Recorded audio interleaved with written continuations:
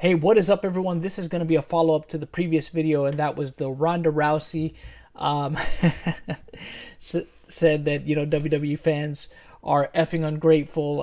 For those of you that haven't seen that video, I'll go ahead and link it here, but I'll also go ahead and link it in the description below if you guys want to check that video out. I'll also be linking this article if you guys want to check it out and give it a read for yourself. But we'll go over it, and I'll give some thoughts on it. But for those of you, just a quick recap in case you don't want to watch the other video. Basically, Ronda Rousey was on Steve-O's podcast called The Wild Ride, I believe, and she made some comments regarding her stint in the WWE.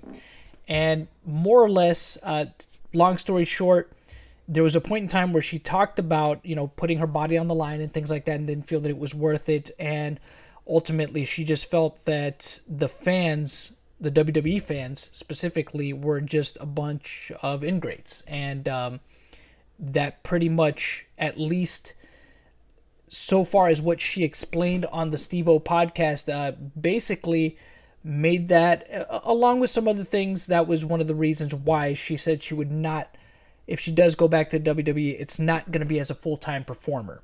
But let's go ahead and go over this article real quick, and I'll, like I said, give some thoughts. So this is Nia Jax threatens to harm Ronda Rousey. Okay, Nia Jax threatens to harm Ronda Rousey. For a long time in WWE, it appears that Ronda Rousey wrestled with an injury. There is no confirmation that Rousey will return to WWE before her contract expires next year, with Rousey even blasting fans recently, saying they were ungrateful. Now, this is something that she did mention on Steve-O's podcast, and I'm pretty sure that they'll have the quotes here, so let's go ahead and scroll down and read on here. She said that she was given her medical ahead of her WWE debut, and they discovered that at the time she was diagnosed with a broken back. She said that she loved WWE and everyone in the locker room, but staying away from home for 200 days a year hurt her. She said that when she got home, she was deprived of sleep, and her back was also hurting from the injury that she had spent her whole time in WWE with. And this is one of the quotes that was actually on that podcast with Steve-O. And when I did get home, I was so sleep deprived, because you don't have time to lie down, and my back's broken, so I'm coming home ow, my bottom vertebrae is broken in half. She revealed that she would never be a full-time wrestler in WWE again because it was not the lifestyle that suited her at all, which, you know what? That takes, props to her for admitting that. Truly, it's not a lifestyle that suits everyone. And it's good to recognize it before you go ahead and throw in for the long haul.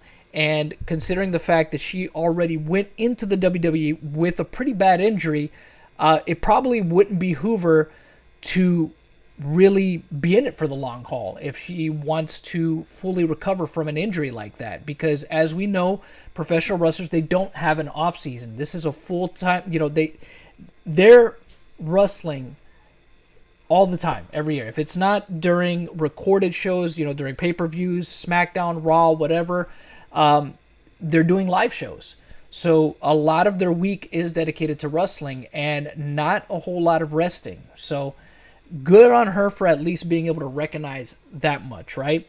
But that's not the only reason I think she recognized that, which she goes ahead and explains a little bit more here, I think. Let's see. This is another quote from that same podcast. No, I'm never going to be a full-time again over 200 days a year on the road like that ever again, because it's just, I needed to do it in order to learn and get immersed into it and really understand what was going on, but it's just not the lifestyle for me. And again, look, that's totally fine. Good that she acknowledges that, and good that she acknowledges something like that early. Ronda Rousey's interview with Steve-O hasn't been well received by fans or wrestlers. In her interview, Rousey said that she got paid to do fake fighting. Alexa Bliss, who is rumored to have suffered injuries against Rousey, didn't agree.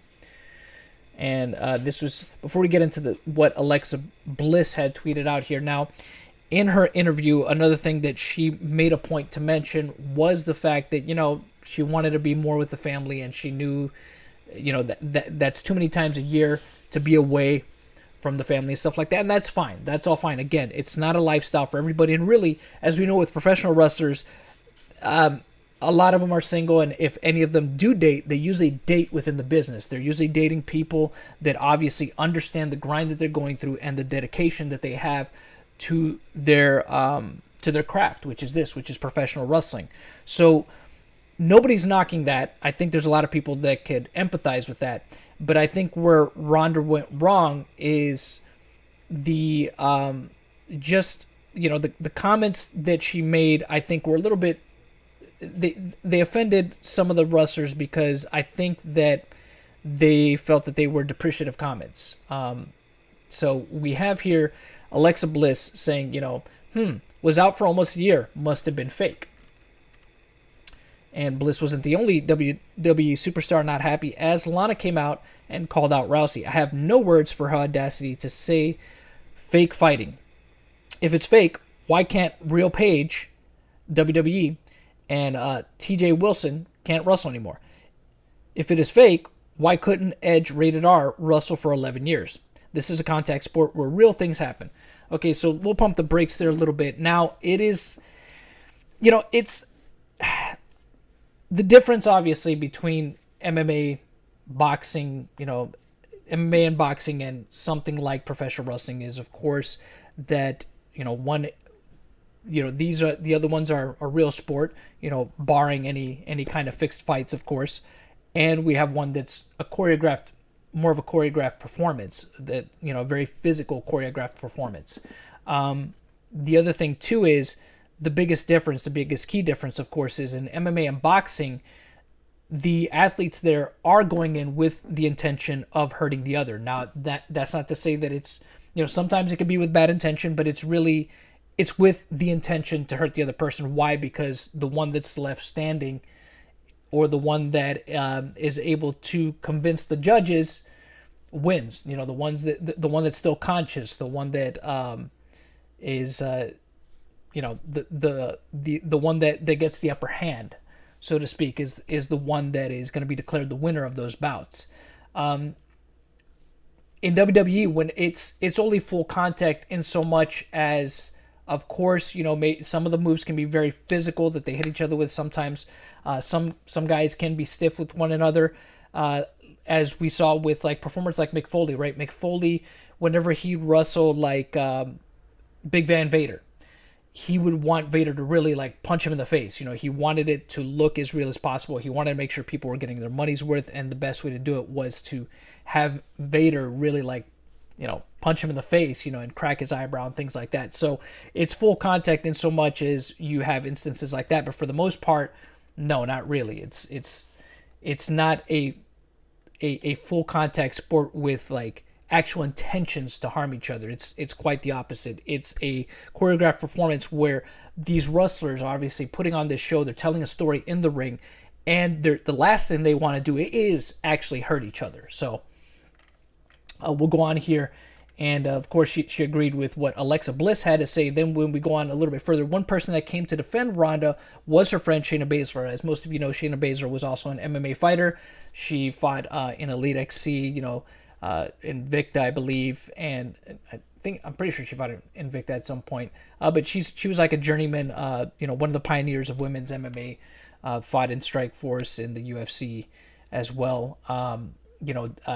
During the twilight of her MMA career, wasn't really all that eventful for Shayna, but I think she's made a pretty decent transition over as a wrestler. But as we all know, she became friends with Ronda on the season of The Ultimate Fighter, where she was a part of Ronda's team, where Ronda was one of the coaches opposite of Miesha Tate before their second fight, before Ronda and Miesha's second fight. And really, I think that was the first instance where really people started to see Ronda's true colors. Now, people can look back and say, well, The Ultimate Fighter, the way they edit it always makes one guy look worse than the other. And that could be true to a degree, but the problem is that right after their second fight, Ronda and Miesha's second fight, I think, again, we really started seeing a lot more of Ronda's true colors when she wouldn't shake Miesha Tate's hand after defeating her, just showed bad sportsmanship.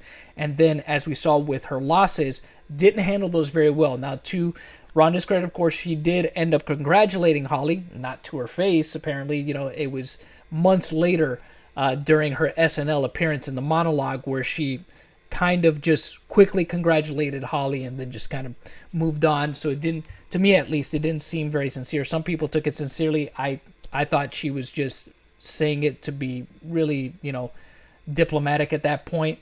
But, she had instances after that where she interacted with. There was a story that Misha Tate had told where Ronda confronted another fighter in the UFC that was fighting in the women's strawweight division, or that still is in the UFC, I believe, Paige Van Zant. She had confronted her because Paige Van Zant had the audacity to congratulate Holly Holm on her victory over Ronda, which Ronda took as some sort of slight. Couldn't be that, Paige was just being cordial and nice. Nope, it had to be because somehow, some way, it was a dig at Ronda, which is absolutely ludicrous. But I'll continue on here. This is what Shayna had to say when she tweeted out, "How dare Ronda care more about her family than pleasing fans that are never happy?" That's not the argument here, Shayna. I mean, I get what you're doing. I mean, Ronda's your homegirl. I know you're trying to be loyal and back her up, but that's not what really that's not what the issue is here. I think anybody can empathize with Ronda for feeling that way, right? That she wants to be with her family. Anybody who has any kind of common sense or knows, their priorities, the right priorities, right? That you should put your family first and things like that. It's not about that. I think what really bothered people is how little she thinks. I think not just how little she thinks of fans, but the fact that it kind of lacks, I think, a little bit of self-awareness on Ronda's part, because Ronda's a person who claims to be, prior to being in professional wrestling, claimed to be a pretty big professional wrestling fan. I mean, her namesake, Rowdy Ronda Rousey, I mean, is something that was pretty much taken from Roddy Piper. And, she claims to be a longtime fan of professional wrestling. As a fan, I mean, she understands that fans sometimes can be very fickle, and fans kind of go with trends sometimes. When fans are ready to cheer for somebody, they cheer for them. And it's not, maybe for some fans it's personal, but a lot of times it's not personal. Sometimes it's just about, fans knowing what they want and really not only showing it with their reaction, but obviously showing it with their dollars, by voting with their dollars. So it's not as personal as she should be making out it, that she should be making it out to be. Like, she seems to take real great offense to the fact that fans were so easy to turn on her. And maybe that's probably some of that carries over from her, how fans kind of turned on her in MMA after her losses. And, it was kind of a comeuppance for her, but she had kind of she had kind of already made that bed, right? So she had to lie in it. And it's not to say, look, nothing, it doesn't take away any of her accomplishments, right? In the UFC, she obviously helped women's MMA tremendously. She helped to bring it into the mainstream because of her efforts with the UFC. She is a Hall of Famer for sure. She was ahead of the curve in terms of where she was at that particular point in her career, as opposed to everybody else in that division. But look, the game catches up with everybody. It always does. It's just the way it is. It's very rare for anybody in MMA to remain undefeated. Somebody's got your number out there. Somebody has your number, and the longer that you stay in the game, the greater the chance is that person's gonna take you out. So let's see. So this is what Ronda had to say. Rousey has now reacted to the backlash on Twitter. "Anyone who is outraged by me calling professional wrestling fake fights for fun has never been in a real fight." Oh, Ronda. That is such an ignorant thing to say. Especially considering the fact that there have been not just legitimate tough guys, but legitimate fighters that had transitioned over to professional wrestling long before that. I don't know, Ken Shamrock, Dan Severn, I mean, and even more recently, Matt Riddle, who used to be an MMA fighter long before he was a professional wrestler. Come on, Ronda. While you all are tiptoeing around bruising some pro wrestlers' huge soft egos, no one is thinking about all the real fighters you're insulting when pretending pro wrestling is somehow on the same level of realism. No, I don't know where she's getting this from at all. It's not even about that. I think she's missing the point entirely here. It's not about their egos being bruised or them trying to offend actual people in combat sports. That's I don't know where she's getting this argument from. It sounds like a total straw man argument for her to make. And truthfully, when she says something like this, it sounds like a lot of projection on her part. Because the only one that always seemingly has a bruised ego when things don't seem to go her way is Ronda. So this sounds like a lot of projection on her part. Yes, I understand wrestling 300 days a year for years on end is incredibly tough on the body and a difficult profession. But do you know what would happen if you got in 300 real fights in a year? You would be dead. Yeah, and it's probably true. But that's, again, Ronda, that's not the issue here. I think the issue here is the fact that you are, again, not only, disrespecting a business that you yourself decided to pursue, but you're also, you are dismissing a lot of what happens to wrestlers. Look, there's been fighters that have had some career-ending injuries. There's plenty out there, but there have been plenty of wrestlers that have had career-ending injuries as well. And I would even I think it might, data might suggest that it's that wrestlers potentially suffer more career-ending injuries more often. And if not, I mean, the accumulation of damage that's done to their body over the years because of how often they perform is probably significantly higher than what fighters, the kind of damage that fighters suffer. Because think about this for a moment. Now, a fight could end quickly, right? It could end with a quick knockout. It could end with a quick submission. There's not always a point in time. I mean, you'll see some battles sometimes where guys go back and forth, and there's some fights where after a fighter loses in a very horrible fashion, after taking a sustained beating, or has a career that is very pleasing to fans, where they get into these wars, they're probably cutting their career short, and they're probably going to suffer some degree of long-term damage, whether it be brain damage or otherwise. But in professional wrestling, I mean, we've had cases of wrestlers that have gotten CTE. We've had guys that have been paralyzed. I mean, Droz. Think of Droz, for instance, back during the Attitude Era. Think of Dynamite Kid, who is wheelchair bound. You know what I mean? There have been plenty of wrestlers that have dedicated they've basically, because they've dedicated so much of, putting so much physicality into their performances, that they've suffered injuries that they could never come back from, right? And to some degree, some of them even death, so it's just I don't know why she decided to go down this road and try to argue something like this. And you see her, she's just making a little bit more light of it when you're trending again, just hanging out at home, and she uses the Tommy Wiseau movie clip from The Room, oh, hi, Mark. So, but there was somebody else that took a little bit of umbrage, or seemingly took umbrage with what Ronda said, and that was Nia Jax, who threatened, well, let me just go ahead and read this here. Nia Jax came out and took everything to another level as she threatened to harm Ronda Rousey. And this is what Nia had to say in her tweet. I can't wait for Ronda to one day return to WWE. Even if WWE orders me to make Ronda look good in the ring, which is the only way for Ronda to look good in the ring with me, I'll risk my job to go down in history as the one from this biz that knocked her the F out.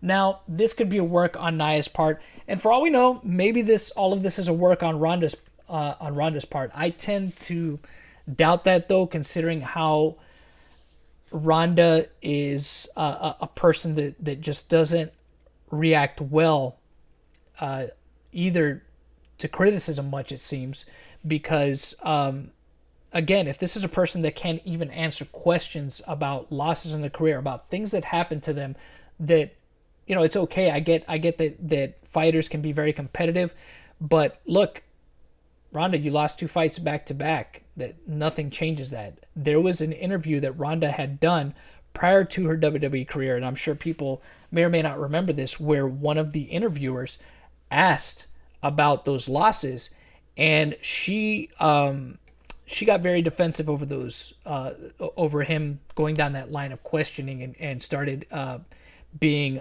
very sarcastic with him and very snide with the guy. The guy was just asking about the losses, and she was talking about, she was being very defensive and would not answer the question. She just dodged the questions completely, and then was being kind of jerky with the guy and talking about going back in time and all this stuff. It was a ridiculous interview that she had. So on Ronda's part, I mean, who knows? Maybe it could be a work, but considering Ronda's track record with just really taking things to heart, and it's even more surprising because, again, this is professional wrestling. I mean, it's not real Ronda. I mean, and the fact that you take fans booing so personally, when you should know yourself as a fan that once you pay for that ticket, you could cheer or boo whoever you want. Come on. Now, I don't know if this is work on Nia's part, or if she just got caught up in the moment, got emotional, and said this. I mean, I guess we'll find out if she ends up deleting this tweet, or if she's really upset and this was just a moment where we see somebody being, where we see a genuine emotional response from somebody who is taking great umbrage with somebody knocking the business that they've decided to dedicate themselves to. So, and the thing is, look, truth be told, Ronda's a trained fighter. Nia's a pretty big girl. I don't know if Nia has any kind of formal training in any martial arts or in any kind of other discipline. I don't know if she's ever boxed or anything like that. Maybe she has. I mean, now we saw what Nia is capable of when she did this to Becky Lynch. I'm sure many of you remember this. She literally broke Becky Lynch's face with this punch. I mean, I think she ended up breaking her nose, and I think she either cracked or broke her orbital bone. And supposedly, I don't know if she concussed Becky with this. I'm not sure if that's what happened. But, I mean, look, I'm not saying that she could do this to Ronda because, again, Ronda's a trained fighter, and legitimately skilled. But could you imagine if Nia had any kind of formal training? I mean, if she did this, if you think about this for a moment, if this is the result of somebody that has no formal training, they could do this kind of damage to another woman. Could you imagine if she did and what she'd be able to do to Ronda? Not that I'm saying she would do this to Ronda, but who knows? I don't doubt for a second that if Nia trained or has any kind of formal training, that she could probably knock Ronda out. But again, we don't know that for sure. Like I said, I would still favor Ronda in an actual fight, just because of the skills, but who knows? But anyways, that's besides the point. I'd like to know what y'all think about this situation, if it's going to be something that'll escalate or not.